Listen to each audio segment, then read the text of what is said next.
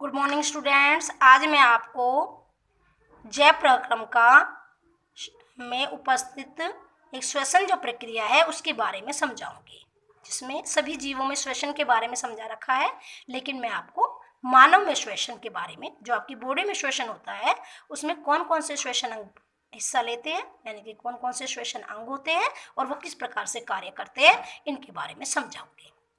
सबसे पहले मानव में जो मुख्य श्वसन अंग है वो फेफड़े है, और फेफड़ों का संबंध नाक, जो हमारी नासिका होती है, नाक जो नासा मार्ग में खुलता है, और नासा मार्ग से ग्रसनी से श्वसन नली, और फिर श्वसनी, और फिर श्वसनिकाएं, और श्वसनिकाएं लास्ट में वायु कोश में बदल जाती हैं। इस तरह से श्वसन मार्ग होता है।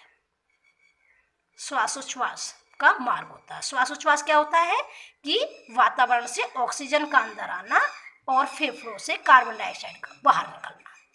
तो अब समझ गए होंगे क्या कौन कौन से अंग बताए मैंने आपको। नासिका, नासा मार्ग, ग्रसनी, स्वर यंत्र, श्वसनली, श्वसनी, दो होती है श्वसनी, और श्वसनिकाएं, और श्वसनिकाएं लास्ट में किस में परिवर्तित हो जाती है, वायु कोश। ठीक है। अब ये किस किस तरह से कार्य करता है ये देखिए। सबसे पहले मैं नाक के बारे में बताऊंगी। सामने दो छेद जैसी संरचना होती है और बीच में नाक के कपाट होता है, और ये श्लेष्मी होता है। आपने देखा होगा चिकने टाइप सा होता है, और छोटे छोटे बाल होते हैं नासिका में, जिससे कि वो धूल आदि के कणों को रोक सके। और श्लेष्मा इसलिए होता है कि कोई भी धूल आदि के कण यदि बालों से भी ना रुके अंदर पहुंच जाए तो वो चिपक जाए, और फिर छींका जाने के बाद वो बॉडी से बाहर निकाल दिए जाते हैं। नासा मार्ग खुल जाता है ग्रसनी में। ग्रसनी 12 से 14 सेंटीमीटर होती है, और यहीं पे ही हमारे भोजन नली और जो श्वसन नली है दोनों मिलती हैं।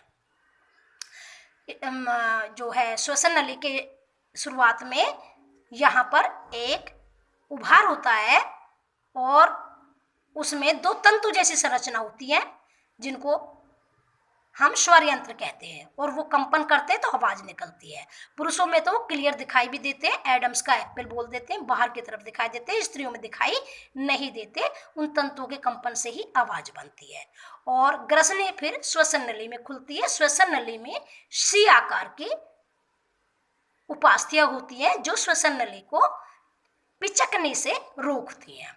उसके बाद श्वसन नली दो श्वसनी में बदल जाती हैं, एक दाएं फेफड़े में और एक बाएं फेफड़े में चली जाती है।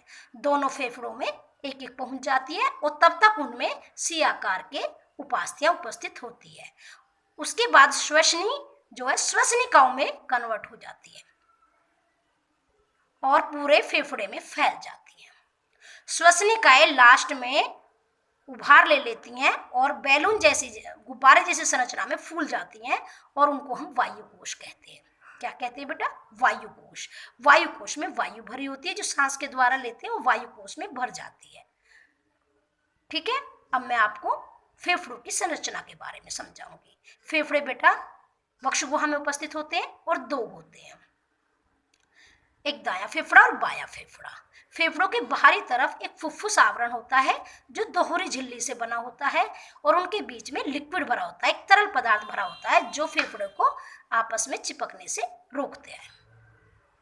फेफड़ों में श्वसनी फेफड़ों के अंदर प्रवेश करती है, और फिर वो बाद में श्वसनिकाएं में, और वायु को हजारों लाखों करोड़ों होते हैं, और उतनी ही जितने वायु कोश होते हैं उतनी ही हार्ट की तरफ से, हृदय की तरफ से आई हुई फुफ्फुस धमनिकाएं होती हैं। और फुफ्फुस धमनिकाएं वायु कोश के चारों तरफ फैल जाती है।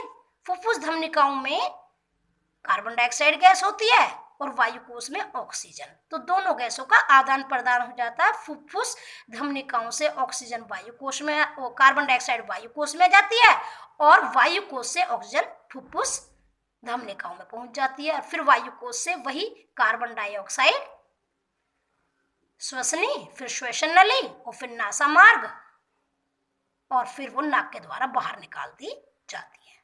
ओके बेटा। और यदि आप इसे बुक में से पढ़ोगे तो आपको बहुत अच्छे से समझ में आ जाएगा।